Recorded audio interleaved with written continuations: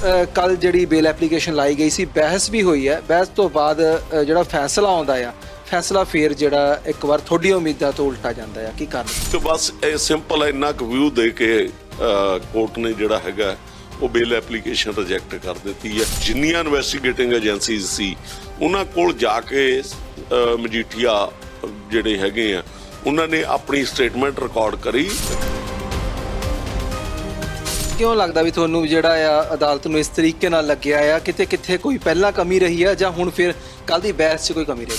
Court ਨੇ ਜੋ ਆਪਣਾ ਵਿਊ ਪੁਆਇੰਟ ਸੀ ਜਿਸ ਤਰ੍ਹਾਂ ਦਾ ਉਹਨਾਂ ਨੂੰ ਲੱਗਿਆ ਉਸ ਹਿਸਾਬ ਨਾਲ ਉਹਨਾਂ ਨੇ ਜਿਹੜਾ ਹੈਗਾ ਫੈਸਲਾ ਉਹਨਾਂ ਨੇ ਦਿੱਤਾ ਹੈਗਾ। ਹਮੇਸ਼ਾ ਜਿਹੜੀ ਰਿਮਾਂਡ ਦੀ ਗੱਲ ਕਰਦੀ ਆ ਫਿਰ ਵੀ ਜਿਹੜਾ ਆ ਕੇਵਲ ਦੇ ਨਾਇਕ ਹਿਰਾਸਤ ਹੀ ਮੰਗੀ ਗਈ ਆ, ਕਿਤੇ ਕਿਤੇ ਪੋਲੀਟੀਕਲ ਪ੍ਰਭਾਵ ਤਾਂ ਨਹੀਂ ਵੀ ਨਾਇਕ ਹਿਰਾਸਤ ਮੰਗੀ ਹੋਵੇ ਨਾ। ਹੁਣ ਪੋਲੀਟੀਕਲ ਪ੍ਰਭਾਵ ਦਾ ਕੀ ਮਤਲਬ ਹੈਗਾ? ਹੁਣ ਤਾਂ it's between the court and the investigating agency. ਉਹਨੂੰ ਲੱਗਦਾ ਵੀ ਇਨੋਸੈਂਟ ਬੰਦਾ ਆ ਜੇ FIR ਜਿਹੜੀ ਆ ਉਹ ਸਹੀ ਨਹੀਂ ਦਰਜ ਹੋਈ, ਉਹ ਗਲਤ ਦਰਜ ਹੋਈ ਆ। ਨਾਮ ਚਾਹੇ ਬੇਸ਼ੱਕ ਬਹੁਤ ਟਾਈਮ ਤੋਂ ਪਹਿਲਾਂ ਤੋਂ ਹੀ ਵੱਜਦਾ ਆ ਰਿਹਾ ਵਿਕਰਮ। ਜਿਨ੍ਹਾਂ ਗੱਲਾਂ ਕਰਕੇ ਉਹਨਾਂ ਦਾ ਨਾਂ ਲਿਆ ਜਾਂਦਾ ਨਾ ਉਹ ਵੀ ਅਸੀਂ ਕਲੈਰੀਫਾਈ ਕਰਨ ਦੀ ਕੋਸ਼ਿਸ਼ ਕੀਤੀ। ਇੱਕ ਪੋਲੀਟੀਕਲ ਮਤਲਬ ਗੇਮ ਖੇਡਣ ਲਈ, ਇੱਕ ਮੀਡੀਆ ਹਾਈਪ ਬਣਾਉਣ ਲਈ ਇਹ ਸਾਰਾ ਕੁਝ ਕਰਿਆ ਗਿਆ। ਵਕੀਲ ਹੋਣ ਦੇ ਨਾਤੇ ਮੇਰੇ ਨਾਲ ਤੁਸੀਂ ਇਕੱਲੇ ਨਸ਼ੇ ਤੇ ਗੱਲ ਕਰ ਲਿਓ, ਮੈਂ ਤੁਹਾਨੂੰ ਨਸ਼ੇ ਬਾਰੇ ਵੀ ਸਤਿ ਸ਼੍ਰੀ ਅਕਾਲ ਜੀ, ਤੁਸੀਂ ਦੇਖ ਰਹੇ ਹੋ TV ਪੰਜਾਬ। ਮੈਂ ਹਾਂ ਤੁਹਾਡੇ ਨਾਲ ਜਸਪ੍ਰੀਤ ਸਿੰਘ ਆਸ਼ਕ ਤੇ ਅੱਜ ਅਸੀਂ ਗੱਲ ਕਰਾਂਗੇ ਵਿਕਰਮ ਮਜੀਠੀਆ ਦੇ ਕੇਸ ਨੂੰ ਲੈ ਕੇ। ਲੰਬੇ ਸਮੇਂ ਤੋਂ ਇਹ ਕੇਸ ਚਰਚਾ ਦੇ ਵਿੱਚ ਆ ਤੇ ਅਪਡੇਸ਼ਨ ਇਸ ਦੇ ਵਿੱਚ ਆਉਂਦੀਆਂ ਰਹਿੰਦੀਆਂ ਨੇ। ਬੀਤੇ ਦਿਨ ਇੱਕ ਬੇਲ ਐਪਲੀਕੇਸ਼ਨ ਲਾਈ ਗਈ ਸੀ ਜਿਸ ਉੱਤੇ ਬਹਿਸ ਹੁੰਦੀ ਆ। ਬਹਿਸ ਤੋਂ ਬਾਅਦ ਫੈਸਲਾ ਰਾਖਵਾਂ ਰੱਖਿਆ ਜਾਂਦਾ, ਫਿਰ ਦੇਰ ਸ਼ਾਮ ਮਾਨਯੋਗ ਅਦਾਲਤ ਵੱਲੋਂ ਜਿਹੜੀ ਬੇਲ ਐਪਲੀਕੇਸ਼ਨ ਹੈ ਉਸ ਨੂੰ ਰੱਦ ਕਰ ਦਿੱਤਾ ਜਾਂਦਾ ਜਾਂ ਕੈਂਸਲ ਕਰ ਦਿੱਤਾ ਜਾਂਦਾ ਹੈ। ਸੋ ਅੱਜ ਅਸੀਂ ਗੱਲ ਕਰਾਂਗੇ ਵਿਕਰਮ ਮਜੀਠੀਆ ਦੀ ਲੀਗਲ ਟੀਮ ਦੇ ਸੀਨੀਅਰ ਵਕੀਲ ਅਮਰਦੀਪ ਧਾਰਨੀ ਹੋਣਾ ਨਾਲ। ਧਾਰਨੀ ਸਾਹਿਬ ਬਹੁਤ ਬਹੁਤ ਸਵਾਗਤ। ਥੈਂਕ ਯੂ ਜੀ, ਥੈਂਕ ਯੂ ਸੋ ਮਚ। ਧਾਰਨੀ ਸਾਹਿਬ, ਕੱਲ ਜਿਹੜੀ ਬੇਲ ਐਪਲੀਕੇਸ਼ਨ ਲਾਈ ਗਈ ਸੀ ਬਹਿਸ ਵੀ ਹੋਈ ਹੈ। ਬਹਿਸ ਤੋਂ ਬਾਅਦ ਜਿਹੜਾ ਫੈਸਲਾ ਆਉਂਦਾ ਆ ਫੈਸਲਾ ਫਿਰ ਜਿਹੜਾ ਇੱਕ ਵਾਰ ਥੋੜੀ ਉਮੀਦਾਂ ਤੋਂ ਉਲਟਾ ਜਾਂਦਾ ਆ। ਕੀ ਕਾਰਨ ਕੀ ਹੈ? ਨਹੀਂ ਦੇਖੋ, ਗੱਲ ਇਹ ਹੈਗਾ ਜੀ, ਇਹ ਤਾਂ ਹਰ ਇਨਸਾਨ ਜਿਹੜਾ ਹੈਗਾ, ਹਰ ਵਕੀਲ ਹੈ ਜਿਹੜਾ ਉਹ ਆਪਣੀ ਜਿਹੜੀ ਹੈਗੀ ਆਰਗੂਮੈਂਟ ਰੱਖਦਾ ਹੈਗਾ ਤੇ ਉਹਦੇ ਨਾਲ ਸਹਿਮਤ ਹੋਣਾ ਜਾਂ ਨਾ ਸਹਿਮਤ ਹੋਣਾ ਇਹ ਦੇਖੋ ਅਦਾਲਤ ਦੇ ਪ੍ਰੀਵਿਊ ਦੇ ਵਿੱਚ ਹੈਗਾ। ਔਰ ਅਦਾਲਤ ਨੇ ਮੈਨੂੰ ਲੱਗਦਾ ਕਿ ਬਹੁਤ ਜ਼ਿਆਦਾ ਸਾਡੇ ਨਾਲ ਡਿਫਰੈਂਸਿਸ ਨਹੀਂ ਸੀ, ਪਰ ਕਿਤੇ ਨਾ ਕਿਤੇ ਉਹਨਾਂ ਨੂੰ ਇਹ ਲੱਗਿਆ ਕਿ ਇਨਫਲੂਐਂਸ਼ੀਅਲ ਜਿਹੜਾ ਵਿਅਕਤੀ ਹੋਣ ਕਰਕੇ ਵੀ ਕਿਤੇ ਇਹਦੀ ਜਿਹੜੀ ਇਨਵੈਸਟੀਗੇਸ਼ਨ ਆ ਉਹਦੇ ਵਿੱਚ ਇਹ ਕੋਈ ਕਿਸੇ ਕਿਸਮ ਦਾ ਉਹਦੇ ਤੇ ਪ੍ਰਭਾਵ ਨਾ ਪਵੇ। ਇਸ ਕਰਕੇ ਇੱਕ ਬਸ ਸਿੰਪਲ ਇੰਨਾ ਕੁ ਵਿਊ ਦੇ ਕੇ ਕੋਰਟ ਨੇ ਜਿਹੜਾ ਹੈਗਾ ਉਹ ਬੇਲ ਐਪਲੀਕੇਸ਼ਨ ਰਿਜੈਕਟ ਕਰ ਦਿੱਤੀ ਹੈ। ਔਰ ਅੱਗੇ ਜਿਹੜਾ ਹੈਗਾ ਬੇਲ ਐਪਲੀਕੇਸ਼ਨ ਅਸੀਂ ਜਿਹੜਾ ਹੈਗਾ ਅੱਗੇ ਹਾਈ ਕੋਰਟ ਦੇ ਵਿੱਚ ਉਹਦੇ ਅਗੇਂਸਟ ਜਾਵਾਂਗੇ ਔਰ ਹਾਈ ਕੋਰਟ ਜਿਹੜੀ ਹੈਗੀ ਆ ਉੱਥੇ ਫਿਰ ਆਪਣੀ ਦਲੀਲ ਰੱਖਾਂਗੇ। ਔਰ ਉਹ ਦਲੀਲ ਰੱਖਣ ਤੋਂ ਬਾਅਦ ਮੈਨੂੰ ਲੱਗਦਾ ਹੈ ਕਿ ਆਨਰੇਬਲ ਹਾਈ ਕੋਰਟ ਜ਼ਰੂਰ ਐਪਰੀਸ਼ੀਏਟ ਕਰੂਗੀ ਬੇਲ ਐਪਲੀਕੇਸ਼ਨ। ਕਿਉਂ ਲੱਗਦਾ ਵੀ ਤੁਹਾਨੂੰ ਜਿਹੜਾ ਆ ਅਦਾਲਤ ਨੂੰ ਇਸ ਤਰੀਕੇ ਨਾਲ ਲੱਗਿਆ ਆ ਕਿਤੇ ਕਿਥੇ ਕੋਈ ਪਹਿਲਾਂ ਕਮੀ ਰਹੀ ਆ ਜਾਂ ਹੁਣ ਫਿਰ ਕੱਲ ਦੀ ਬਹਿਸ 'ਚ ਕੋਈ ਕਮੀ ਰਹਿ ਗਈ? ਨਹੀਂ, ਬਹਿਸ ਦੇ ਵਿੱਚ ਕੋਈ ਕਿਸੇ ਕਿਸਮ ਦੀ ਕਮੀ ਨਹੀਂ ਰਹੀ ਹੈਗੀ। ਇਹ ਤਾਂ ਵਿਊ ਹੁੰਦਾ, ਹਰ ਇਨਸਾਨ ਦਾ ਵਿਊ ਹੁੰਦਾ, ਕੋਰਟ ਦਾ ਵੀ ਵਿਊ ਹੁੰਦਾ। ਕੋਰਟ ਨੇ ਜੋ ਆਪਣਾ ਵਿਊ ਪੁਆਇੰਟ ਸੀ ਜਿਸ ਤਰ੍ਹਾਂ ਦਾ ਉਹਨਾਂ ਨੂੰ ਲੱਗਿਆ ਉਸ ਹਿਸਾਬ ਨਾਲ ਉਹਨਾਂ ਨੇ ਜਿਹੜਾ ਹੈਗਾ ਫੈਸਲਾ ਉਹਨਾਂ ਨੇ ਦਿੱਤਾ ਹੈਗਾ। ਤੇ ਇਸੇ ਕਰਕੇ ਦੇਖੋ ਅਦਾਲਤ ਦੇ ਵਿੱਚ ਅਦਾਲਤ ਤੇ ਇਸੇ ਕਰਕੇ ਵਿਸ਼ਵਾਸ ਹੈ ਲੋਕਾਂ ਨੂੰ ਕਿ ਜੇ ਤੁਹਾਨੂੰ ਲੱਗਦਾ ਹੈਗਾ ਕਿ ਕਿਸੇ ਅਦਾਲਤ ਦਾ ਵਿਊ ਤੁਹਾਡੇ ਖਿਲਾਫ ਹੈਗਾ, ਨਹੀਂ ਤੁਹਾਨੂੰ ਠੀਕ ਲੱਗਦਾ ਹੈਗਾ, ਉਹਦੇ ਅਗੇਂਸਟ ਤੁਸੀਂ ਜਿਹੜਾ ਹੈਗਾ ਅਪਰ ਕੋਰਟ ਦੇ ਵਿੱਚ ਜਾ ਸਕਦੇ ਹੋ। ਸਾਹਿਬ, ਇਹ ਉਹੀ ਅਦਾਲਤ ਹੈ ਜਿੱਥੇ ਪਹਿਲਾਂ ਵੀ ਜਿਹੜਾ ਆ ਇੱਕ ਅਰਜੀ ਜਿਹੜੀ ਆ ਉਹ ਕੈਂਸਲ ਕਰ ਦਿੱਤੀ, ਰੱਦ ਕੀਤੀ ਗਈ ਸੀ। ਫਿਰ ਹਾਈ ਕੋਰਟ ਤੁਸੀਂ ਗਏ ਸੀ, ਉੱਥੇ ਵੀ ਜਾ ਕੇ ਜਿਹੜਾ ਫਿਰ ਸੁਪਰੀਮ ਕੋਰਟ ਜਾਣਾ ਪਿਆ ਸੀਗਾ। ਹੁਣ ਵੀ ਉਹੀ ਸੇਮ ਪ੍ਰੋਸੀਜਰ ਦੇ ਵਿੱਚ ਫਿਰ ਤੁਸੀਂ ਫਸ ਚੁੱਕੇ ਹੋ।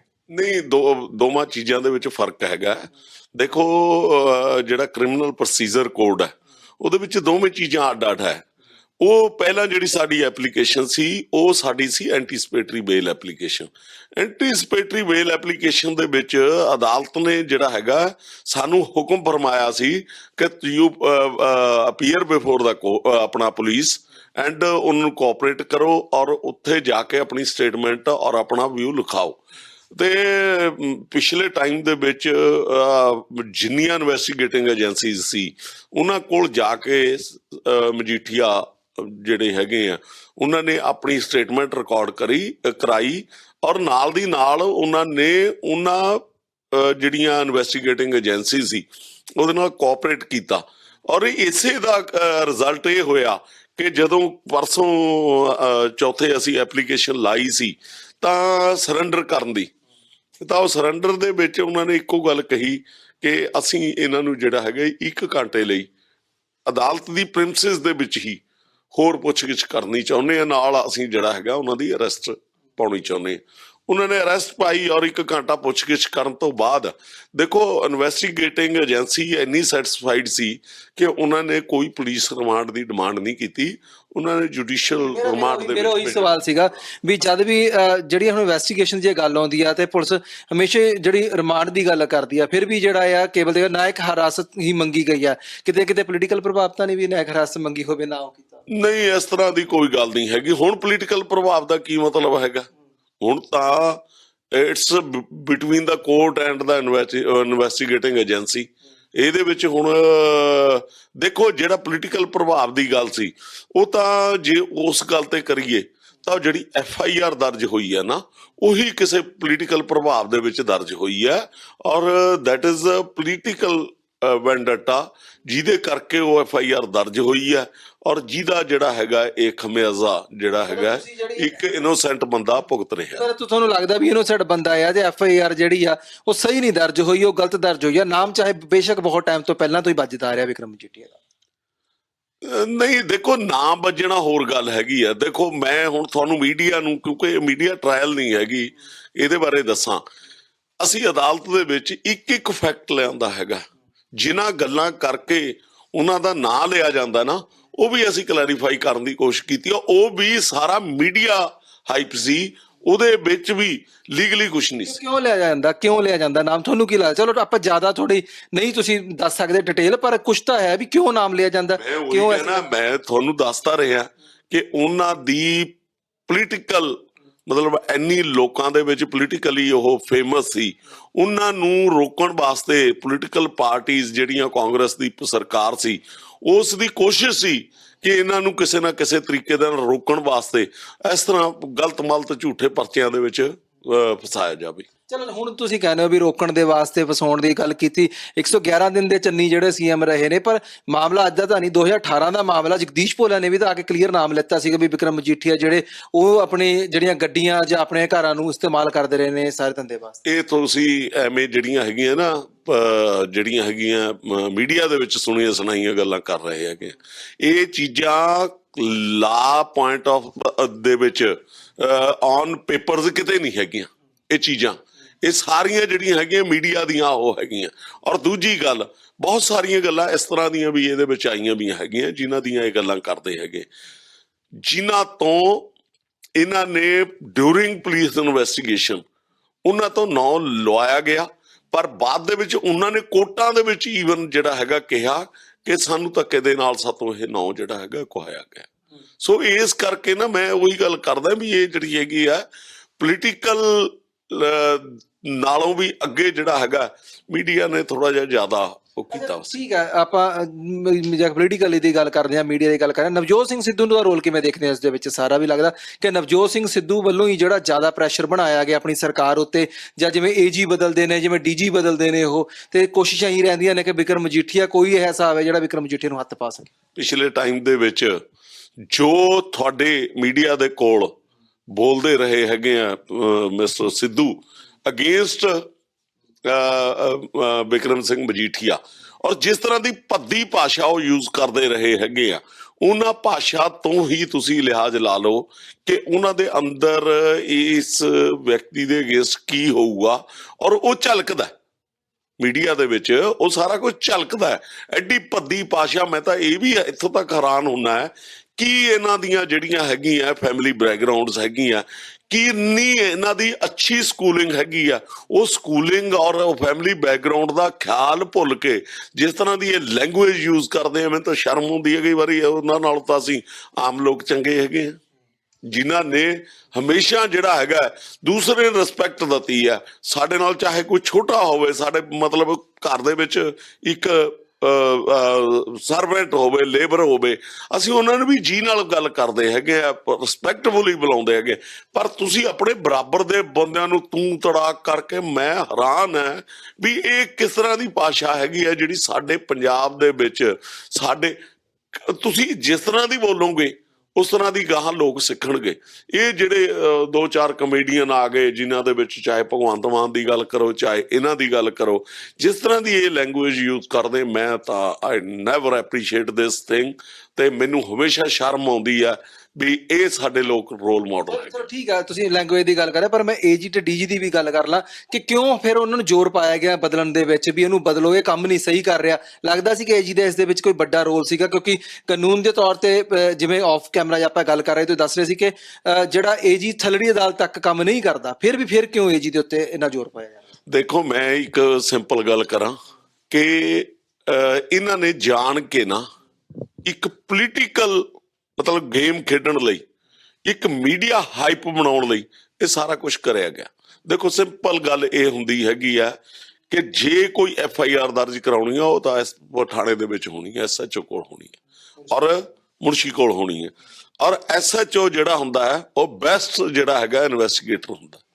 ਇਹਨਾਂ ਨੇ ਕੀ ਕਰਿਆ, ਉਹ ਚਾਹੇ ਉਹ ਤੁਸੀਂ ਬਰਗਾੜੀ ਦੀ ਗੱਲ ਕਰ ਲਓ, ਚਾਹੇ ਇਹਨਾਂ ਦੀ ਗੱਲ ਕਰ ਲਓ, ਇਹਨਾਂ ਨੇ ਕਦੇ ਵੀ ਪੁਲਿਸ ਜਿਹੜੀ ਹੈਗੀ ਹੈ, ਜਿਹੜੇ ਇਨਵੈਸਟੀਗੇਟਰ ਹੈਗੇ ਆ, ਉਹਨਾਂ ਨੂੰ ਕਦੇ ਉਹੀ ਨਹੀਂ ਦਿੱਤਾ। ਉਹਨਾਂ ਵੱਡੇ ਜਿਹੜਾ ਹੈਗਾ IAS ਅਫਸਰ, IPS ਅਫਸਰ ਚੱਕ ਕੇ ਉਹਨਾਂ ਦੀਆਂ ਸਿੱਟਾਂ ਬਣਾਈਆਂ, ਜਿਹੜੇ ਹੋਰ ਸਟੇਟਾਂ ਦੇ ਹੈਗੇ ਆ, ਜਿਨ੍ਹਾਂ ਨੂੰ ਸਾਡੇ ਕਲਚਰ ਦਾ ਨਹੀਂ ਪਤਾ, ਸਾਡੀ ਗੱਲਬਾਤ ਦਾ ਨਹੀਂ ਪਤਾ ਹੈਗਾ। ਇਸੇ ਕਰਕੇ ਜਿੰਨਾ ਇਹਨਾਂ ਨੇ ਡਰਾਮਾ ਕਰਿਆ ਉਹ ਸਾਰਾ ਇਹਦਾ ਸਾਰਾ ਮੂੰਹ ਦੇ ਮੂੰਹ ਡਿੱਗਿਆ। ਮਤਲਬ ਤੁਹਾਨੂੰ ਕਿਤੇ ਨਾ ਕਿਤੇ ਇਹ ਲੱਗਦਾ ਆ ਵੀ ਬਹੁਤ ਸਾਰੇ ਜਿਹੜੇ ਹੁਣ ਦੂਜੀਆਂ ਪਾਰਟੀਆਂ ਕਰਿਆ ਜਾ ਰਿਹਾ, ਮੈਂ ਤਾਂ ਇਹ ਕਹਿਣਾ ਕਿ ਇਹ ਡਰਾਮਾ ਹੈ, ਸਾਰਾ ਕੱਖ ਨਹੀਂ ਹੈਗਾ, ਇਹ ਡਰਾਮਾ ਕਰਿਆ ਜਾ ਰਿਹਾ ਹੈਗਾ। ਕਿਸੇ ਦੀ ਰੈਪੂਟੇਸ਼ਨ ਨੂੰ ਜਿਹੜਾ ਹੈਗਾ ਮਲੀਨ ਕਰਨ ਵਾਸਤੇ ਇਹ ਸਾਰਾ ਕੁਝ ਕਰ ਰਹੇ। ਨਸ਼ਾ ਤਾਂ ਆਇਆ ਨਾ, ਇਹ ਤਾਂ ਮੰਨਦੇ ਹੋ ਨਾ ਵੀ ਅਕਾਲੀ ਦਲ ਦਾ ਜਦ ਰਾਜ ਸੀ, ਨਸ਼ਾ ਤਾਂ ਆਇਆ ਨਾ, ਨਸ਼ਾ ਤਾਂ ਲੋਕਾਂ ਦੇ ਵਿੱਚ ਫੈਲਿਆ ਨਾ, ਲੋਕ ਜਿਹੜੇ ਨੇ ਨਸ਼ੇ ਨਾਲ ਮਰੇ ਤਾਂ ਹੈਗੇ ਨੇ, ਇਹ ਤਾਂ ਰਿਕਾਰਡ ਬੋਲਦਾ, ਤਾਂ ਝੂਠ ਨਹੀਂ ਹੈਗਾ। ਫਿਰ ਕਿੱਥੋਂ ਆ ਰਿਹਾ ਸੀ, ਕੌਣ ਸੀ ਬੰਦੇ, ਫਿਰ ਜੇ ਸਰਕਾਰ ਇਹਨਾਂ ਦੀ ਸੀ ਕਿਉਂ ਨਹੀਂ ਫੜਿਆ ਗਿਆ? ਤਾਂ ਚਲੋ ਮੈਂ ਤੁਹਾਨੂੰ ਕੁਐਸਚਨ ਕਰਦਾ ਹੈਗਾ। ਦੇਖੋ ਆਸ਼ਕ ਜੀ, ਇਹ ਬਹੁਤ ਵੱਡਾ ਮੈਟਰ ਹੈਗਾ। ਮੈਂ ਵਕੀਲ ਵੀ ਹਾਂ, ਹਨਾ। ਵਕੀਲ ਹੋਣ ਦੇ ਨਾਤੇ ਮੇਰੇ ਨਾਲ ਤੁਸੀਂ ਇਕੱਲੇ ਨਸ਼ੇ ਤੇ ਗੱਲ ਕਰ ਲਿਓ, ਮੈਂ ਤੁਹਾਨੂੰ ਨਸ਼ੇ ਬਾਰੇ ਵੀ ਦੱਸ ਦੂੰ। ਦੇਖੋ, ਨਸ਼ਾ ਪੰਜਾਬ ਦੇ ਵਿੱਚ ਪ੍ਰੋਡਿਊਸ ਨਹੀਂ ਹੁੰਦਾ ਹੈਗਾ, ਪੰਜਾਬ ਦੇ ਵਿੱਚ ਨਸ਼ਾ ਪੈਦਾ ਨਹੀਂ ਹੁੰਦਾ ਹੈਗਾ, ਪੰਜਾਬ ਦੇ ਵਿੱਚ ਉੱਗਦਾ ਨਹੀਂ ਹੈਗਾ। ਦੇਖੋ, ਫੀਮ ਦੀ ਖੇਤੀ ਉਰੇ ਨਹੀਂ ਹੁੰਦੀ, ਭੁੱਕੀ ਦੀ ਖੇਤੀ ਉਰੇ ਨਹੀਂ ਹੁੰਦੀ। ਨਸ਼ਾ ਜਿਹੜਾ ਹੈਗਾ ਉਹ ਅਫਗਾਨਿਸਤਾਨ ਤੋਂ ਬਾਇਆ ਪਾਕਿਸਤਾਨ, ਇਕੱਲੇ ਪੰਜਾਬ 'ਚ ਨਹੀਂ, ਉਹ ਸਾਰੇ ਹਿੰਦੁਸਤਾਨ ਤੋਂ ਇਲਾਵਾ ਅਮਰੀਕਾ ਤੱਕ ਜਿਹੜਾ ਹੈਗਾ ਉਹਦਾ ਜਿਹੜਾ ਹੈਗਾ ਰੂਟ ਹੈਗਾ। ਉਹਦੇ ਵਿੱਚ ਕਿਤੇ ਨਾ ਕਿਤੇ ਜਿਹੜਾ ਹੈਗਾ ਉਹ ਨਸ਼ੇ ਦੇ ਜਿਹੜੇ ਕੈਰੀਅਰ ਸੀ ਉਹ ਬੰਦੇ ਪੰਜਾਬ ਦੇ ਵਿੱਚ ਵੀ ਸੀ। ਪੰਜਾਬ ਦੇ ਵਿੱਚ ਵੀ ਉਹ ਜਿਸ ਤਰ੍ਹਾਂ ਪੰਜਾਬੀ 'ਚ ਕਹਿੰਦੇ ਹੁੰਦਾ, ਜਿੰਨਾ ਕੁ ਡੁੱਲ ਗਿਆ ਥੱਲੇ ਉਨੇ ਕੁ ਨੂੰ ਯੂਜ਼ ਕਰ ਰਹੇ ਆ। ਮੈਂ ਕਹਿੰਦਾ ਵੀ ਇੰਟਰਨੈਸ਼ਨਲ ਲੈਵਲ ਤੇ ਮੈਂ ਬਹੁਤ ਘੁੰਮ ਕੇ ਦੇਖਿਆ ਹੈਗਾ। ਪੰਜਾਬ 'ਚ ਨਸ਼ੇ ਦੀ ਜੇ ਤੁਸੀਂ ਗੱਲ ਕਰੋ, ਆਟੇ 'ਚ ਨੂਣ ਦੇ ਬਰਾਬਰ ਵੀ ਨਹੀਂ ਹੈਗਾ, ਆਟੇ 'ਚ ਨੂਣ ਦੇ ਬਰਾਬਰ। ਇਹ ਮੈਂ ਓਨੈਸਟਲੀ ਤੁਹਾਡੇ ਉਹਦੇ ਤੇ ਮੀਡੀਆ ਤੇ ਕਹਿ ਰਿਹਾ ਹੈਗਾ। ਜਿਹਨੂੰ ਕੋਈ ਡਾਊਟ ਹੋਵੇ, ਬਾਅਦ ਦੇ ਵਿੱਚ ਤੁਹਾਡੇ ਚੈਨਲ ਨੂੰ ਦੇਖ ਕੇ ਬਹੁਤ ਸਾਰੇ ਲੋਕ ਕਮੈਂਟ ਕਰਨਗੇ, ਮੇਰੇ ਨਾਲ ਚੱਲਣ, ਮੈਂ ਦਿਖਾਊਂਗਾ ਕਿ ਨਸ਼ਾ ਕਿੱਥੇ ਹੈਗਾ। ਨਸ਼ਾ ਪੰਜਾਬ ਦੇ ਨੋ ਡਾਊਟ ਹੈਗਾ, ਪੰਜਾਬ ਦੇ ਵਿੱਚ ਬਹੁਤ ਨਸ਼ੇ ਨੇ ਨੁਕਸਾਨ ਕੀਤਾ ਹੈ। ਇਸ ਕਰਕੇ, ਔਰ ਦੂਜੀ ਗੱਲ ਇੱਕ ਹੋਰ ਸੀ, ਪੰਜਾਬੀਆਂ ਨੂੰ ਇਹਨਾਂ ਚੀਜ਼ਾਂ ਲਈ ਜਾਣਿਆ ਜਾਂਦਾ ਸੀ ਕਿ ਪੰਜਾਬ ਦੇ ਲੋਕ ਖੁੱਲਾ ਖਾਂਦੇ ਪੀਂਦੇ ਆ, ਸਟਰੋਂਗ ਆ, ਤਕੜੇ ਹੈਗੇ ਆ। ਜੇ ਭਾਰਤ ਨੂੰ ਪ੍ਰੋਟੈਕਟ ਕੀਤਾ ਬਾਰਡਰ ਦੇ ਉੱਤੇ, ਹੈ ਨਾ, ਪਾਕਿਸਤਾਨ ਵਾਲੇ ਪਾਸੇ ਤੇ, ਤਾਂ ਵੀ ਪੰਜਾਬੀਆਂ ਨੇ ਕੀਤਾ ਹੈਗਾ, ਕਿਉਂਕਿ ਉਹਨਾਂ ਦੇ ਖੁੱਲੇ ਖਾਣ ਪੀਣ ਕਰਕੇ। ਪਰ ਜਿਹੜਾ ਅੱਜ ਰੁਝਾਨ ਹੈਗਾ ਉਹਦੇ ਵਿੱਚ 2-3 ਰੀਜ਼ਨਸ ਹੈਗੇ ਆ। ਨੰਬਰ 1 ਤਾਂ ਅਨਐਮਪਲਾਇਮੈਂਟ, ਜਿਹੜਾ ਸਰਕਾਰਾਂ ਦੀ ਜ਼ਿੰਮੇਵਾਰੀ ਹੁੰਦੀ ਹੈ। ਦੂਜੀ ਜਿਹੜਾ ਹੈਗਾ, ਹਰ ਬੰਦਾ ਨਾ ਕਿਤੇ ਮਤਲਬ ਉਹਨੂੰ ਇਹ ਲੱਗਦਾ ਹੈਗਾ ਵੀ ਮੇਰਾ ਫਿਊਚਰ ਕੀ ਹੈਗਾ, ਮੈਂ ਕਿੱਥੇ ਜਾਵਾਂ, ਕੀ ਕਰਾਂ। ਹਰੇਕ ਬੰਦਾ ਡਿਮੋਰਲਾਈਜ਼ ਹੋਇਆ ਬੈਠਾ ਹੈਗਾ। ਇਸ ਕਰਕੇ ਜਦੋਂ ਇੱਕ ਇਨਸਾਨ ਨੂੰ ਲੱਗਦਾ ਹੈਗਾ ਕਿ ਮੇਰਾ ਤਾਂ ਕੋਈ ਫਿਊਚਰ ਨਹੀਂ ਹੈਗਾ, ਤਾਂ ਉਹ ਇਸ ਤਰ੍ਹਾਂ ਦੇ ਸਹਾਰੇ ਲੈਂਦਾ ਹੈਗਾ। ਚਲੋ ਸਹਾਰੇ ਲੈਂਦਾ, ਆਪਾਂ ਗੱਲ ਕਰਿਆ ਇਸ ਸਹਾਰੇ ਲੈਂਦਾ, ਪਰ ਇਹ ਸਹਾਰੇ ਨੂੰ ਲੈ ਕੇ ਆਉਣ ਦੀ ਇੱਥੇ ਗੱਲ ਚਰਚਾ ਚੱਲ ਰਹੀ ਹੈ ਵੀ ਸਾਰਸੇ ਲੈ ਕੇ। ਮੈਂ ਉਹੀ ਦੱਸਦਾ ਨਾ, 2-3 ਤਰ੍ਹਾਂ ਦੇ ਨਸ਼ੇ ਹੈਗੇ ਆ। ਦੇਖੋ NDPS ਐਕਟ ਦੇ ਮੁਤਾਬਕ ਇਹ ਜਿਹੜਾ ਨਸ਼ਾ ਹੈਗਾ, ਜਿਹੜਾ ਜਿਹਨੂੰ ਚਿੱਟਾ ਕਹਿੰਦੇ ਆ ਤੁਸੀਂ, ਹੈ ਨਾ, ਇਹ ਤਾਂ ਹਾਂ ਸਿੰਥੈਟਿਕ ਡਰੱਗ ਆ। ਇਹ ਠੀਕ ਹੈ, ਇਹ ਬਾਅਦ ਦੇ ਵਿੱਚ ਜਿਹੜਾ ਹੈਗਾ ਇੱਥੇ ਆਇਆ, ਪਰ ਉਸ ਤੋਂ ਪਹਿਲਾਂ ਵੀ ਰੌਲਾ ਪੈਂਦਾ ਸੀ। ਲੋਕ ਸ਼ਰਾਬ ਦੀ ਗੱਲ ਕਰਦੇ ਸੀ, ਭੁੱਕੀ ਦੀ ਗੱਲ ਕਰਦੇ ਸੀ, ਫੀਮ ਦੀ ਗੱਲ ਕਰਦੇ ਸੀ। ਔਰ ਜਦੋਂ ਇਹਨਾਂ ਨੇ ਫੀਮ ਔਰ ਭੁੱਕੀ ਬੰਦ ਕੀਤੀ ਤਾਂ ਅਡਲਟਰੇਟਡ ਸ਼ੁਰੂ ਹੋ ਗਈ। ਫਿਰ ਲੋਕਾਂ ਨੇ ਜਿਹੜਾ ਹੈਗਾ ਫੈਂਸੀ ਡਰਿਲ ਪੀਣੀ ਸ਼ੁਰੂ ਕਰਤੀ, ਹੈ ਨਾ, ਖੰਘ ਵਾਲੀਆਂ ਦਵਾਈਆਂ, ਲੋਕਾਂ ਨੇ ਲੋਮੋਟਿਲ ਵਰਗੀਆਂ ਗੋਲੀਆਂ ਖਾਣੀਆਂ ਸ਼ੁਰੂ ਕਰਤੀਆਂ। ਇਨ ਦਾ ਮੀਨ ਟਾਈਮ ਆਹ ਜਿਹੜਾ ਨਸ਼ਾ ਸੀ ਇਹ ਵੀ ਵਿੱਚ ਜਦੋਂ ਦੇਖਿਆ ਗਿਆ ਕਿ ਇਹ ਜਿਹੜਾ ਹੈਗਾ ਲੋਕ ਨਸ਼ੇ ਵੱਲ ਨੂੰ ਰੁਝਾਨ ਹੈਗਾ, ਤਾਂ ਉਹਨਾਂ ਨੇ ਲਿਆ ਕੇ ਜਿਹੜੇ ਵਪਾਰੀ ਹੁੰਦੇ ਆ ਉਹਨਾਂ ਨੇ ਇਹ ਵਿੱਚ ਸੁੱਟਣਾ ਸ਼ੁਰੂ ਕਰ ਦਿੱਤਾ। ਸੋ ਇਹ ਜਿਹੜਾ ਹੈਗਾ ਇਹ ਇੱਕ ਬਹੁਤ ਵੱਡਾ ਚੈਪਟਰ ਹੈ, ਇਹ ਅੱਜ ਦੇ ਚੈਪਟਰ ਦੇ ਠੀਕ ਹੈ, ਆਪਾਂ ਮੰਨ ਲੈਂਦੇ ਆ ਵੀ ਇਹ ਚੈਪਟਰ ਆਪਾਂ ਨਸ਼ੇ ਤੇ ਫਿਰ ਵੀ ਗੱਲ ਕਰ ਸਕਦੇ, ਪਰ ਫਿਰ ਅਕਾਲੀ ਦਲ ਦੀ ਸਰਕਾਰ ਸੀਗੀ, ਕਿਉਂ ਨਹੀਂ ਰੋਕਿਆ ਗਿਆ ਅਕਾਲੀ ਦਲ ਵੱਲੋਂ, ਕਿਉਂ ਕੋਸ਼ਿਸ਼ਾਂ ਨਹੀਂ ਹੋਈਆਂ? ਤੇ ਨੰਬਰ 1 ਗੱਲ ਹੋਰ ਵੀ ਆਪਾਂ ਕਹਾਵਤ ਇੱਕ ਸੁਣਦੇ ਆ ਕਿ ਜਦ ਧੂਆਂ ਉੱਠਣ ਦਾ ਮਤਲਬ ਕਿਤੇ ਤਾਂ ਅੱਗ ਲੱਗੀ ਹੈ। ਫਿਰ ਜੇ ਅੱਗ ਲੱਗੀ ਸੀ ਤਾਂ ਕੋਈ ਇਫੈਕਟ ਜਾਂ ਕੋਈ ਕਾਰਨ ਤਾਂ ਸੀ ਨਾ ਜਿਹੜਾ ਵਿਕਰਮ ਮਜੀਠੀਆ ਨੂੰ ਹੀ ਘੇਰਿਆ ਗਿਆ। ਹੋਰ ਨੂੰ ਤਾਂ ਸੁਖਬੀਰ ਬਾਦਲ ਦੇ ਨਾਮ ਵੀ ਆ ਜਾਂਦਾ, ਕੈਪਟਨ ਅਮਰਿੰਦਰ ਦਾ ਵੀ ਆ ਜਾਂਦਾ, ਜਾਂ ਹੋਰ ਬਹੁਤ ਸਾਰੇ ਦਿੱਗਜ ਸੀ, ਫਿਰ ਕਿਉਂ ਇਕੱਲੇ ਵਿਕਰਮ ਮਜੀਠੀਆ ਸੀ? ਮੈਂ ਦੱਸਦਾ ਤੁਹਾਨੂੰ ਕਿ ਇਹ ਜਿਹੜੇ ਨਸ਼ੇ ਦੀ ਗੱਲ ਤੁਸੀਂ ਕਹਿ ਰਹੇ ਹੈਗੇ ਆ ਵੀ ਨਾ, ਤੁਸੀਂ ਮੈਨੂੰ ਇਹੀ ਗੱਲ ਕਰੋ, ਹੁਣ ਤੁਸੀਂ ਭੋਲਾ ਜਾਂ ਤੁਸੀਂ ਉਹਦੀ ਸੱਤੇ ਦੀ ਗੱਲ ਕਰਦੇ ਆ ਜਾਂ ਤੁਸੀਂ ਉਹਦੀ ਬਿੱਟੂ ਔਲਖ ਦੀ ਗੱਲ ਕਰਦੇ, ਇਹਨਾਂ ਨੂੰ ਫੜਿਆ ਕੀ ਨੇ? ਸ਼੍ਰੋਮਣੀ ਅਕਾਲੀ ਦਲ ਦੀ ਸਰਕਾਰ ਦੇ ਟਾਈਮ ਹੀ ਫੜਿਆ ਗਿਆ। ਪਰ ਉਸ ਤੋਂ ਬਾਅਦ ਜਿਸ 2 ਮੁੱਦਿਆਂ ਦੇ ਉੱਤੇ ਜਿਹੜੀ ਹੈਗੀ ਆ ਸਰਕਾਰ ਆਈ, ਨੰਬਰ 1 ਨਸ਼ੇ ਦਾ ਮੁੱਦਾ, ਨੰਬਰ 2 ਬੇਅਦਬੀ ਦਾ ਮੁੱਦਾ। ਤੁਸੀਂ ਪਹਿਲੇ ਇੱਕ ਲਫ਼ਜ਼ ਦੇ ਵਿੱਚ ਕਹਿ ਦਿੰਦਾ ਕਿ ਬੇਅਦਬੀਆਂ ਉਸ ਤੋਂ ਬਾਅਦ ਕਿੰਨੀਆਂ ਹੋਈਆਂ। ਈਵਨ ਹਰਮੰਦਰ ਸਾਹਿਬ ਦੇ ਵਿੱਚ ਬੇਅਦਬੀ ਦਾ ਹੋ ਜਾਣਾ ਔਰ ਉਸ ਦਾ ਖੁਰਾ ਜਿਹੜਾ ਹੈਗਾ ਮਿਟਾ ਦੇਣਾ। ਨੰਬਰ 2 ਤੇ ਹੁਣ ਆ ਜਾਓ ਨਸ਼ੇ ਤੇ। ਨਸ਼ੇ ਤੇ ਸਰਕਾਰ ਬਣੀ ਜਿਹਨੇ ਧਰਮ ਦਾ ਵੀ ਸਹਾਰਾ ਲਿਆ ਔਰ ਗੁਟਕਾ ਸਾਹਿਬ ਨੂੰ ਹੱਥ ਦੇ ਵਿੱਚ ਫੜ ਕੇ ਜਿਹੜਾ ਹੈਗਾ ਲੋਕਾਂ ਦੇ ਸਾਹਮਣੇ ਇਹ ਗੱਲ ਲਿਆਉਣ ਦੀ ਕੋਸ਼ਿਸ਼ ਕੀਤੀ ਕਿ ਜੀ ਮੈਂ 4 ਹਫ਼ਤੇ ਦੇ ਵਿੱਚ ਨਸ਼ਾ ਖਤਮ। ਉਹਨਾਂ ਨੇ ਦੱਸੋ ਵੀ ਕਿਹੜੀ ਵੱਡੀ ਮੁਰਗੀ ਉਹ ਫੜੀ, ਠੀਕ ਹੈ ਨਹੀਂ। ਸਵਾਲ ਇਹ ਹੈਗਾ ਕਿ ਇਹ ਹਿਡਨ ਜਿਹੜਾ ਡਰੱਗ ਹੈਗਾ ਨਾ, ਇਹ ਜਿੰਨੀਆਂ ਡਿਵੈਲਪਿੰਗ ਕੰਟਰੀਜ਼ ਹੈਗੀਆਂ ਜਿਨ੍ਹਾਂ ਦੇ ਵਿੱਚ ਯੂਥ ਹੈਗਾ, ਉਹ ਕਿਤੇ ਨਾ ਕਿਤੇ ਜਿਹੜਾ ਹੈਗਾ ਇਹ ਨੈਚੁਰਲੀ ਜਿਹੜਾ ਹੈਗਾ ਜਦੋਂ ਇਹ ਸਾਰਾ ਕੁਝ ਅਨਪਲਾਇਮੈਂਟ ਔਰ ਇਹਨਾਂ ਚੀਜ਼ਾਂ ਦੇ ਨਾਲ ਜੁੜਿਆ ਵਾ। ਚਲੋ ਆਪਾਂ ਇਹ ਮਾਮਲੇ ਤੇ ਚੱਲਦੇ ਹਾਂ, ਵਿਕਰਮ ਮਜੀਠੀਆ ਦੁਬਾਰਾ ਚੱਲਦਾ। 2018 ਦਾ ਮਾਮਲਾ ਹੈ ਜਦੋਂ ਇਹ ਇਸ਼ੂ ਬਣਿਆ 2018।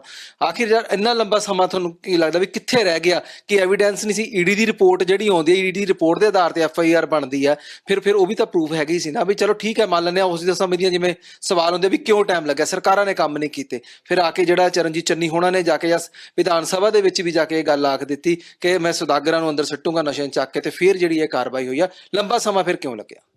ਦੇਖੋ ਫਿਰ ਜੇ ਚੰਨੀ ਸਾਹਿਬ ਕਹਿੰਦੇ ਸੀ ਮੈਂ ਨਸ਼ੇ ਦੇ ਸੁਦਾਗਰਾਂ ਨੂੰ, ਉਹੀ ਕੁਛ ਆਪਣਾ ਕੈਪਟਨ ਅਮਰਿੰਦਰ ਸਿੰਘ ਕਹਿੰਦੇ ਸੀ। ਦੇਖੋ ਜੇ ਪਿਛਲੇ 5 ਸਾਲਾਂ ਦੇ ਵਿੱਚ 17 ਤੋਂ 22 ਤੱਕ ਸਰਕਾਰ ਰਹੀ ਹੈ ਤਾਂ ਜਿਹੜੀ ਹੈਗੀ ਹੈ ਕਾਂਗਰਸ ਦੀ ਰਹੀ ਹੈ, ਕਾਂਗਰਸ ਦੀ ਰਹੀ ਹੈ। ਤੁਸੀਂ ਇਹ ਨਹੀਂ ਕਹਿ ਸਕਦੇ ਵੀ ਕੈਪਟਨ ਦੀ ਰਹੀ ਹੈ ਜਾਂ ਚੰਨੀ ਦੀ ਰਹੀ ਹੈ। ਨੋ। ਦੂਜੀ ਗੱਲ, ਜਿਹੜਾ ਹੁਣ ਤੁਸੀਂ ਈਡੀ ਦੀਆਂ ਗੱਲਾਂ ਕਰਦੇ ਆ, ਮੈਂ ਤਾਂ ਹੀ ਕਹਿਣਾ ਵੀ you are layman, you are not advocate. ਤੁਹਾਨੂੰ ਨਹੀਂ ਪਤਾ ਹੈਗਾ ਕਿ ਈਡੀ ਨੇ ਕੀ ਲਿਖਿਆ, ਤੁਹਾਨੂੰ ਇਹ ਵੀ ਨਹੀਂ ਪਤਾ ਹੈਗਾ ਕਿ ਜਿਹੜਾ ਹੈਗਾ ਜਿਹੜੀ ਸਿੱਟ ਦੀ ਰਿਪੋਰਟ ਤੁਸੀਂ ਹਰਪ੍ਰੀਤ ਸਿੱਧੂ ਦੀ ਕਹੀ ਜਾਂਦੇ ਉਹਨੇ ਕੀ ਲਿਖਿਆ ਹੈਗਾ, ਤੁਹਾਨੂੰ ਪਤਾ ਹੀ ਨਹੀਂ, ਠੀਕ ਹੈ। ਪਰ ਸਾਨੂੰ ਪਤਾ ਹੈ। ਇਹ ਐਵੇਂ ਗੱਲਾਂ ਮੈਂ ਤੁਹਾਨੂੰ ਤਾਂ ਹੀ ਕਹੀ ਜਾਣਾ ਬਾਰ-ਬਾਰ ਵੀ ਇਹ ਪੋਲੀਟੀਕਲੀ ਮੋਟੀਵੇਟਡ ਗੱਲਾਂ ਹੈਗੀਆਂ ਔਰ ਮੀਡੀਆ ਦੇ ਵਿੱਚ ਜਾਣ ਕੇ ਫੈਲਾ ਕੇ, ਜਿਵੇਂ ਮੀਡੀਆ ਦੇ ਕੋਲ ਇੱਕ ਗੱਲ ਆ ਜਾਂਦੀ ਆ ਉਹਨੂੰ ਫਿਰ ਹਵਾ ਦੇ ਵਿੱਚ ਸਿੱਟੀ ਜਾਂਦੇ, ਉਹੀ ਕੁਛ ਹੈਗਾ। ਦੇਖੋ ਇਹ ਕਿਸੇ ਦੀ ਰੈਪੂਟੇਸ਼ਨ ਨੂੰ ਤੁਸੀਂ ਹੁਣੀ ਮੈਂ ਇੱਕੋ ਸਵਾਲ ਪੁੱਛਦਾ ਹੈਗਾ ਕਿ ਉਹ ਇਨਸਾਨ ਕੱਲ ਨੂੰ ਬੇਗੁਨਾਹ ਸਾਬਤ ਹੋ ਜਾਂਦਾ ਜਿਹੜੇ ਦਿਨ ਉਹਨੇ ਜੇਲ੍ਹ ਦੇ ਵਿੱਚ ਬਿਤਾ ਲਏ, ਜਿਹੜਾ ਇੱਕ ਸਟਿਗਮਾ, ਇੱਕ ਧੱਬਾ ਉਹਦੇ ਉੱਤੇ ਲੱਗ ਗਿਆ, ਉਹਦਾ ਕੌਣ ਜ਼ਿੰਮੇਵਾਰ ਹੈ? ਕੀ ਉਹਨੂੰ ਤੁਸੀਂ ਕਿਵੇਂ ਜਿਹੜਾ ਹੈਗਾ ਸਾਰਾ ਕੁਛ ਕਿਵੇਂ ਮਤਲਬ ਉਹ ਠੀਕ ਕਰੋਗੇ, ਭਰਪਾਈ ਕਿਵੇਂ ਕਰੋਗੇ? ਕੀ ਕਿਸੇ ਤਰੀਕੇ ਦੇ ਨਾਲ ਹੋ ਸਕਦੀ ਹੈ? ਕੀ ਮਤਲਬ ਇੱਕ ਬੰਦਾ ਜੇਲ੍ਹ ਦੇ ਵਿੱਚ ਗਿਆ ਵਾ, ਜੇਲ੍ਹ ਤੋਂ ਇਹ ਸ਼ਬਦ ਨਿਕਲ ਜਾਣਗੇ ਵੀ ਉਹ ਜੇਲ੍ਹ 'ਚ ਨਹੀਂ ਗਿਆ? ਸੋ ਇਹ ਜਿਹੜੀਆਂ ਗੱਲਾਂ ਹੁੰਦੀਆਂ ਨਾ, ਮੈਨੂੰ ਲੱਗਦਾ ਇਹ ਹੈਗਾ ਕਿ it's A misuse of democracy. Democracy the misuse ਹੋਣ ਕਰਕੇ ਇਹ ਸਾਰਾ ਕੁਛ ਜਿਹੜਾ ਹੈਗਾ।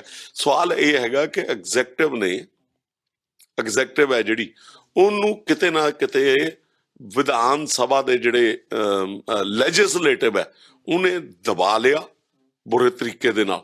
ਜੇ SHO ਲਾਉਣਾ ਤਾਂ MLA ਲਾਉਂਦਾ, ਜੇ SHO ਤੋਂ ਕੰਮ ਕਰਾਉਣਾ ਤਾਂ MLA ਕਰਾਉਂਦਾ, ਜੇ ਕੋਈ ਲੰਬੜਦਾਰ ਵੀ ਨਿਯੁਕਤ ਕਰਾਉਣਾ ਤਾਂ ਜਿਹੜਾ ਹੈਗਾ MLA ਕਰਾਉਂਦਾ। ਸੋ ਕਿਤੇ ਨਾ ਕਿਤੇ ਮੈਨੂੰ ਲੱਗਦਾ ਕਿ ਡੈਮੋਕ੍ਰੇਸੀ ਹੈ ਜਿਹੜੀ ਨਾ ਉਹ ਲੱਗਦਾ ਵੀ ਇਹਦਾ ਹੀ ਉਹ ਰਿਜ਼ਲਟ ਸੀ, ਨਤੀਜਾ ਸੀ ਵੀ ਜਿਹੜੀ DGP ਦੀ ਪੋਸਟ ਦੀ ਜਾਂ AG ਦੀ ਪੋਸਟ ਦੀ ਲਾਲਚ ਦੇ ਕੇ ਇਹ ਪਰਚਾ ਕੀਤਾ ਗਿਆ। ਤੁਸੀਂ ਦੇਖੋ ਨਾ DGP ਦੀ ਪੋਸਟ ਦਾ ਮਜ਼ਾਕ ਬਣਾ ਕੇ ਰੱਖਤਾ ਤੁਸੀਂ। 111 ਦਿਨ ਦੀ ਸਰਕਾਰ ਨੇ 3 DG ਬਦਲਤੇ, ਠੀਕ ਹੈ ਨਹੀਂ, 2 AG ਬਦਲਤੇ।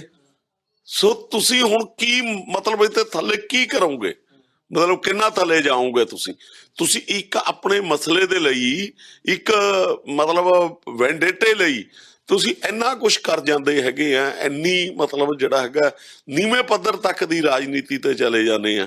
ਫਿਰ ਤੁਸੀਂ ਕੀ ਇਹਨੂੰ ਕਹੋਗੇ ਤੁਸੀਂ ਗੱਲ ਨੂੰ? ਰਾਜਨੀਤੀ ਨਾਲ ਪ੍ਰਭਾਵ ਹੈ, ਤੁਸੀਂ ਮੰਨਦੇ ਹੋ ਰਾਜਨੀਤੀ ਦਾ ਪ੍ਰਭਾਵ ਸੀ। ਚਲੋ ਹੁਣ ਕੀ ਹੈਗਾ ਜਿਹੜੀ ਤੁਸੀਂ ਉਹ ਕਰੋਗੇ, ਕਾਰਵਾਈ ਕਰੋਗੇ ਤਾਂ ਜੋ ਜਿਹੜਾ ਫਿਰ ਇੱਕ ਵਾਰੀ ਜਿਹੜੀ ਬੇਲ ਐਪਲੀਕੇਸ਼ਨ ਲਾਈ ਜਾ ਸਕੇ? ਨਹੀਂ, ਕਾਰਵਾਈ ਕੀ ਕਰਨੀ ਹੈਗੀ, ਸਾਡੇ ਕੋਲ ਸਾਨੂੰ ਲਾਅ ਨੇ ਜਿਹੜਾ ਹੈਗਾ, ਕਾਨੂੰਨ ਨੇ ਸਾਨੂੰ ਰਾਈਟ ਦਿੱਤਾ ਹੈਗਾ। ਉਸ ਰਾਈਟ ਦੇ ਮੁਤਾਬਕ ਅਸੀਂ ਜਿਹੜਾ ਹੈਗਾ ਜਿਹੜੀ ਵੀ ਅਦਾਲਤ ਮਤਲਬ ਜਿਵੇਂ ਆਨਰੇਬਲ ਹਾਈ ਕੋਰਟ ਹੈਗੀ ਆ, ਅਸੀਂ ਉੱਥੇ ਜਾਵਾਂਗੇ, ਆਪਣੀ ਗੱਲਬਾਤ ਫੇਰ ਉਹਨਾਂ ਨੂੰ ਦੱਸਾਂਗੇ ਔਰ ਉਹਨਾਂ ਦੇ ਸਾਹਮਣੇ ਜਿਹੜਾ ਹੈਗਾ ਰਿਕੁਐਸਟ ਕਰਾਂਗੇ ਕਿ ਹੀ ਸ਼ੁੱਡ ਬੀ ਗ੍ਰਾਂਟਡ ਬੇਲ। ਤੇ ਮੈਨੂੰ ਲੱਗਦਾ ਕਿ ਕੋਰਟ ਵਿਲ ਐਪਰੀਸ਼ੀਏਟ। ਚਲੋ ਠੀਕ ਹੈ, ਮੰਨ ਲੈਂਦੇ ਇੱਕ ਸਵਾਲ ਹੋਰ ਵੱਡਾ ਹੈਗਾ ਕਿ ਫਿਰ ਜੇ ਸਭ ਕੁਝ ਸਹੀ ਸੀ, ਵਿਕਰਮ ਮਜੀਠੀਆ ਸਹੀ ਸੀ, ਜਦੋਂ ਲੱਗਦਾ ਵੀ ਕੋਰਟ ਵੀ ਤੁਹਾਡੀ ਗੱਲ ਸੁਣੂਗੀ, ਵੀ ਪੋਲੀਟੀਕਲ ਪ੍ਰਭਾਵ ਨਹੀਂ ਹੋ ਸਕਦਾ, ਫਿਰ ਰੂਪੋਸ਼ ਹੋਣ ਦੀ ਕੀ ਲੋੜ ਸੀ? 2 ਵਾਰੀ ਉਹ ਰੂਪੋਸ਼ ਨਹੀਂ ਇਹ ਨਹੀਂ ਗੱਲਾਂ ਹੁੰਦੀਆਂ ਹੈਗੀਆਂ। ਇਹ ਤਾਂ ਪੋਲੀਟੀਕਲੀ ਮੋਟੀਵੇਟਡ ਸੀ। ਤੁਸੀਂ ਮੈਂ ਕਹਿੰਦਾ ਕਿਸੇ ਬੰਦੇ ਨੂੰ ਦੇਖੋ, ਸਾਡੇ ਕੋਲ ਇੱਕ ਲੀਗਲ ਰਾਈਟ ਹੈਗਾ ਕਿ ਵੀ ਕੈਨ ਅਵੇਲ ਆਪਣਾ ਜਿਹੜਾ ਹੈਗਾ ਐਂਟੀਸਪੇਟਰੀ ਬੇਲ। ਅਸੀਂ ਐਂਟੀਸਪੇਟਰੀ ਬੇਲ ਲਈ ਜਿਹੜਾ ਹੈਗਾ ਅਪਲਾਈ ਕੀਤਾ ਔਰ ਉਹਦੇ ਚ ਐਂਟੀਸਪੇਟਰੀ ਬੇਲ ਤੇ ਅਰੈਸਟ ਸੇ ਹੋਈ, ਠੀਕ ਹੈ ਨਹੀਂ। ਔਰ ਇਨ ਦਾ ਮੀਨ ਟਾਈਮ ਇਟਸ ਲੱਕ ਕਿ ਜਿਹੜਾ ਹੈਗਾ ਕੋਡ ਆਫ ਕੰਡਕਟ ਲੱਗ ਗਿਆ, ਇਹਨਾਂ ਦੇ ਹੱਥ ਦੇ ਵਿੱਚੋਂ ਬਾਲ ਚਲੇਗੀ। ਔਰ ਇਸ ਕਰਕੇ ਤੇ ਕੀ ਤੁਹਾਨੂੰ ਕੀ ਲੱਗਦਾ ਸੀ ਵੀ ਇਹਨਾਂ ਕੋਲ ਜਾ ਕੇ ਰੂਪੋਸ਼ ਹੋਣ ਦੀ ਬਜਾਏ ਇਹਨਾਂ ਕੋਲ ਜਾ ਕੇ ਕੀ ਆਪਣੀ ਇਨਸਲਟ ਕਰਾਉਣੀ ਚਾਹੀਦੀ ਸੀ? ਸਾਨੂੰ ਰਾਈਟ ਹੈ ਨਾ, ਸਾਨੂੰ ਲਾ ਨੇ ਰਾਈਟ ਦਿੱਤਾ ਹੈ। ਰੂਪੋਸ਼ ਹੋਣ ਵਾਲੀ ਤੇ ਇਹਦੇ ਚ ਕੋਈ ਗੱਲ ਨਹੀਂ ਹੈਗੀ। ਇਹਦੇ ਚ ਕਿਹੜਾ ਦੇਖੋ, ਇਹਦੇ ਵਿੱਚ ਕੋਈ ਕਿਸੇ ਕਿਸਮ ਦੀ ਰਿਕਵਰੀ ਨਹੀਂ ਹੈਗੀ ਜਿਹੜੀ ਨੂੰ ਅਸੀਂ ਲੁਕਾਉਣ ਗਏ ਸੀ। ਇਹ ਤਾਂ ਕਿੰਨੇ ਸਾਲ ਪੁਰਾਣਾ ਕੇਸ ਹੈ ਜਿਹਨੂੰ ਚੱਕ ਕੇ ਇਹ ਜਿਹੜਾ ਹੈਗਾ ਇੱਕ ਬੰਦੇ ਦੀ ਰੈਪੂਟੇਸ਼ਨ ਨੂੰ ਉਹ ਕਰ ਰਹੇ ਹੈਗੇ, ਟਰਨਿਸ਼ ਕਰ ਰਹੇ ਹੈਗੇ ਬੁਰੇ ਤਰੀਕੇ ਦੇ ਨਾਲ। ਮਤਲਬ ਕਿਤੇ ਨਾ ਕਿਤੇ ਲੱਗਦਾ ਕਿ ਜਿਹੜਾ ਹੱਕ ਸੀ ਉਹਨਾਂ ਨੇ ਆਪਣੇ ਹੱਕ ਦਾ ਇਸਤੇਮਾਲ ਕੀਤਾ ਹੈ। ਜੇ ਕੋਡ ਆਫ ਕੰਡਕਟ ਤੁਹਾਡੇ ਮੁਤਾਬਿਕ ਜੇ ਨਾ ਲੱਗਦਾ ਤਾਂ ਸ਼ਾਇਦ ਸਿਨੈਰੀਓ ਕੁਝ ਹੋਰ ਹੋ ਜਾਣਾ ਸੀ ਤੇ ਵਿਕਰਮ ਮਜੀਠੀਆ ਜਦੀ ਜਿਹੜੇ ਗ੍ਰਿਫਤਾਰ ਕਰ ਲਿੱਤੇ। ਬਿਲਕੁਲ ਇਹੀ ਹੁੰਦਾ ਹੈ ਜੀ। ਤੁਸੀਂ ਮੈਂ ਕੱਲ ਵੀ ਸ਼ਾਇਦ ਤੁਹਾਨੂੰ ਕਿਹਾ ਸੀ ਵੀ ਜਿਸ ਹੱਥ ਜ਼ੋਰ ਕਰ ਵੇਖੇ ਸੋਈ। ਇਹ ਉਹੀ ਗੱਲ ਹੈ ਨਾ ਵੀ ਇਹਨਾਂ ਦੇ ਹੱਥ ਦੇ ਵਿੱਚ ਜ਼ੋਰ ਸੀ। ਜਿਸ ਤਰ੍ਹਾਂ ਦੀ ਭਾਸ਼ਾ ਲਾਸਟ ਉਹਦੇ ਵਿੱਚ ਵਿਧਾਨ ਸਭਾ ਦੇ ਸੈਸ਼ਨ ਦੇ ਵਿੱਚ ਪੰਜਾਬ ਦੇ ਮਾਨਯੋਗ ਮੁੱਖ ਮੰਤਰੀ ਸਾਹਿਬ ਵੱਲੋਂ ਵਰਤੀ ਗਈ, ਇਟਸ ਅ ਵੈਰੀ ਮਤਲਬ ਹਰਟਿੰਗ ਫॉर द सोसाइटी। ਕੋਈ ਕਿਸੇ ਦੇ ਖਿਲਾਫ ਤੁਸੀਂ ਆਪਣੇ ਕੁਲੀਗ MLAs ਦੇ ਖਿਲਾਫ ਇਸ ਤਰ੍ਹਾਂ ਦੇ ਸ਼ਬਦ ਯੂਜ਼ ਕਰਦੇ ਆ, ਮਤਲਬ ਇਹ ਮੈਨੂੰ ਨਹੀਂ ਲੱਗਦਾ ਹੈਗਾ ਕਿ ਇਹ ਜਿਹੜਾ ਹੈਗਾ ਇਹ ਕੰਟਰੀ ਡੈਮੋਕ੍ਰੇਸੀ ਦੇ ਕਾਬਲ ਹੈਗਾ। ਜੀ ਬਿਲਕੁਲ ਤਾਨੀ ਸਾਹਿਬ, ਤੁਸੀਂ ਜਿਹੜਾ ਬੜੇ ਵਿਵਾਕੀ ਨਾਲ ਬਹੁਤ ਸਾਰੇ ਸਵਾਲਾਂ ਜਵਾਬ ਦਿੱਤੇ ਆ। ਕੁਝ ਚੀਜ਼ਾਂ ਕਾਨੂੰਨੀ ਤੌਰ ਤੇ ਜਿਹੜੀਆਂ ਅਸੀਂ ਨਹੀਂ ਡਿਸਪਲੇ ਕਰ ਸਕਦੇ ਜਾਂ ਕੈਮਰੇ ਅੱਗੇ ਲੈ ਕੇ ਆਉਂਦੇ ਸੀ, ਤਾਂ ਤੁਸੀਂ ਉਸ ਤੇ ਵੀ ਜਿਹੜਾ ਚਰਚਾ ਕੀਤੀ ਹੈ। ਬਹੁਤ ਬਹੁਤ ਧੰਨਵਾਦ ਤੁਹਾਡਾ। ਥੈਂਕ ਯੂ ਜੀ, ਥੈਂਕ ਯੂ ਸੋ ਮਚ। ਸੋ ਇਹ ਸਨ ਸਾਡੇ ਨਾਲ ਅਮਰਦੀਪ ਧਾਰਨੀ ਹੋਣੀ, ਜਿਹੜੇ ਕਿ ਲੀਗਲ ਟੀਮ ਦਾ ਇੱਕ ਪਾਰਟ ਨੇ। ਵਿਕਰਮ ਮਜੀਠੀਆ ਦੀ ਬੇਲ ਐਪਲੀਕੇਸ਼ਨ ਜਿਹੜੀ ਇਹਨਾਂ ਲਾਈ ਜਾਂਦੀ ਆ, ਹੁਣ ਇਹਨੇ ਕਿਹਾ ਅਗਾਊ ਜਿਹੜੀ ਉਹਦੇ ਉੱਤੇ ਜਿਹੜੀ ਅਸੀਂ ਫਿਰ ਆਪਣੇ ਅੱਗੇ ਕਦਮ ਵਧਾਵਾਂਗੇ, ਕਿਉਂਕਿ ਜਿਹੜਾ ਕੋਈ ਬੇਗੁਨਾਹ ਹੈ ਉਸ ਨੂੰ ਫਸਾਇਆ ਜਾ ਰਿਹਾ। ਜਿਸ ਤਰੀਕੇ ਨਾਲ ਦੱਸਿਆ ਕਿ ਇੱਕ ਪੋਲੀਟੀਕਲ ਪ੍ਰਭਾਵ ਦੇ ਹੇਠ ਸਾਰੀ ਇਹ ਕਾਰਵਾਈ ਚੱਲ ਰਹੀ ਹੈ, ਤਾਂ ਅਸੀਂ ਆਪਣੇ ਵੱਲੋਂ ਪੂਰੀ ਤਰ੍ਹਾਂ ਪੈਰਵੀ ਕਰਦੇ ਰਹਾਂਗੇ। ਸੋ TV ਪੰਜਾਬ ਲਈ ਮੈਂ ਸੀ ਜਸਪ੍ਰੀਤ ਸਿੰਘ ਆਸ਼ਕ। ਉਮੀਦ ਕਰਦੇ ਹਾਂ ਕਿ ਤੁਹਾਨੂੰ ਜਿਹੜੀ ਚਰਚਾ ਪਸੰਦ ਆਈ ਹੋਵੇਗੀ, ਕਿਉਂਕਿ ਪੂਰੀ ਤਰ੍ਹਾਂ ਹੁਣ ਵਿਕਰਮ ਮਜੀਠੀਆ ਦੇ ਕੇਸ ਬਾਰੇ ਤੁਸੀਂ ਜਿਹੜਾ ਕਾਨੂੰਨੀ ਮਾਹਿਰਾਂ ਤੋਂ ਸੁਣ ਚੁੱਕੇ ਹੋ ਕਿ ਕੀ ਹੈ ਕੇਸ ਦੇ ਵਿੱਚ ਤੇ ਕੀ ਅਗਾਊਂ ਕੀਤਾ ਜਾ ਸਕਦਾ ਆ। ਸੋ ਫਿਲਹਾਲ ਹੁਣ ਲਈ ਧੰਨਵਾਦ ਜੀ। ਮੈਂ ਨਿਰਮਲ ਮਾਨ, ਪੂਰਾ ਟੈਕਸ ਸੈਟਲਮੈਂਟ ਤੋਂ। ਇਹ ਤੁਸੀਂ ਵੀਡੀਓ ਦੇਖ ਰਹੇ ਸੀ TV ਪੰਜਾਬ ਦੇ ਉੱਤੇ। ਇਹੋ ਜਿਹੇ ਹੋਰ ਜਾਣਕਾਰੀ ਭਰਪੂਰ ਵੀਡੀਓ ਦੇਖਣ ਵਾਸਤੇ TV ਪੰਜਾਬ ਦੇ ਚੈਨਲ ਨੂੰ ਸਬਸਕ੍ਰਾਈਬ ਕਰੋ ਤੇ ਨਾਲ ਹੇਠ ਦਿੱਤੇ ਹੋਏ ਬੈਲ ਆਈਕਨ ਦੇ ਬਟਨ ਦਬਾਓ। ਸਤਿ ਸ਼੍ਰੀ ਅਕਾਲ।